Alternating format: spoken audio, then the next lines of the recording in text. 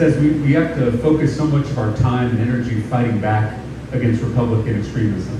We're so often playing defense, and rightfully so, because there are dangerous policies being proposed every day in that state capitol that we have to fight back against if we're going to protect our communities and protect our neighbors. But we also need to be for something. I told you earlier that the first bill that I passed in the legislature was a bill that invested new funding into our public schools, that brought new technology into our classrooms, that gave teachers a long overdue pay raise. That was back in 2019. That was a long time ago. We have not seen that kind of positive policy making in our state in a long time. And Texans are desperate for it. There was another bill that I passed that session that I'd like to continue working on, which is to bring down the cost of prescription drugs, particularly the cost of insulin. Some of you know that I'm a type 1 diabetic.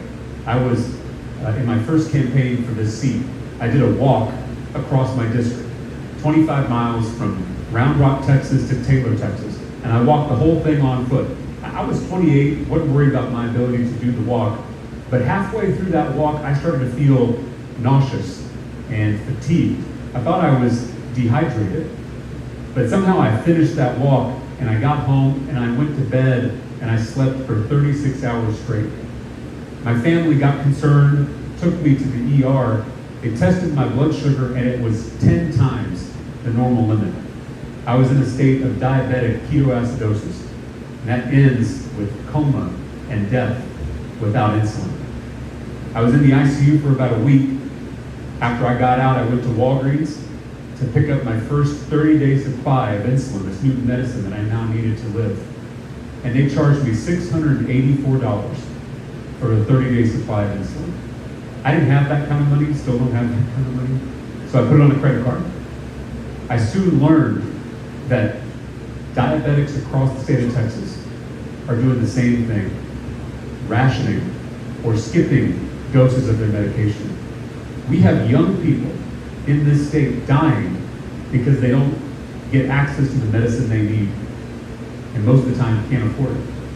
So we passed a bill with our Republican colleagues to cap insulin copays at $25 per prescription. That legislation passed both chambers and was signed by the governor. We then saw, after we passed that bill, that President Biden at the federal level passed a $35 cap on insulin for seniors. And then because of that pressure, both from Texas and the federal government, it pressured the big pharma companies, the three big insulin manufacturers that control the global insulin supply, it pressured them to slash their prices.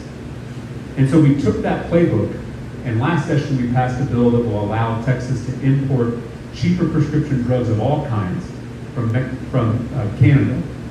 And that's going to bring down the cost of things like EpiPens and blood pressure medication and cancer drugs, maybe between 60 and 70% by some estimates.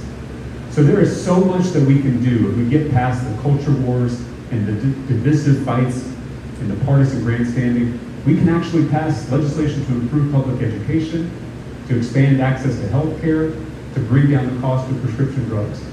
And I think, based on my conversations in rooms like this across the state, that's what people want to see. They want to see government actually solve problems and stop playing games on our dime.